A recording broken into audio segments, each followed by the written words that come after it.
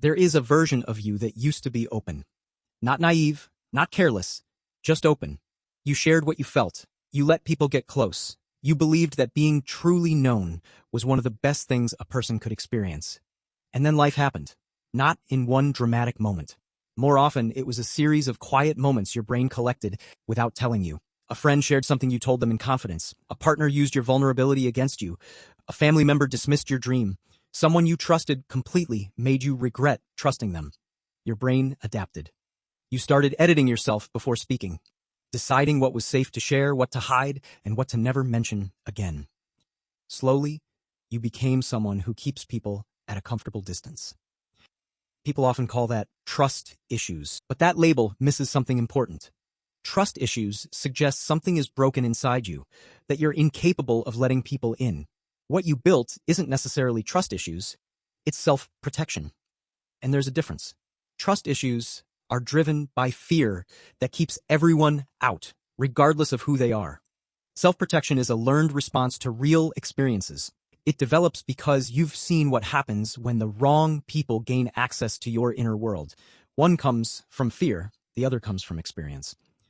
The problem isn't that you built walls. The problem is that walls don't know when the danger has passed. They can't tell the difference between the person who hurt you years ago and the person standing in front of you today. So what began as protection became a habit. Then the habit became part of your personality. People describe you as hard to read or emotionally unavailable, while you struggle to explain why, because explaining it would require lowering the very walls that were built to protect you. So how do you move forward? Not by tearing the walls down overnight. Instead, become more intentional. First, separate patterns from people. Ask yourself, is this person actually showing the same behaviors that hurt me before? Or am I reacting to old memories? Second, trust in layers. Vulnerability doesn't have to be all or nothing. Share something small. See how they handle it. Real trust is built gradually.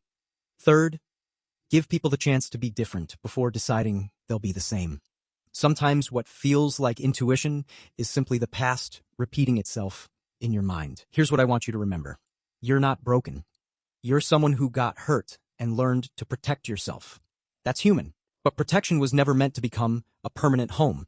The right people won't demand that you tear your walls down. They'll be patient enough that, over time, those walls stop feeling necessary. You don't have to open yourself to everyone. You only have to be open enough for the right people to find their way in. And that begins with knowing the difference between protecting yourself and unknowingly keeping yourself from the connection you've been looking for.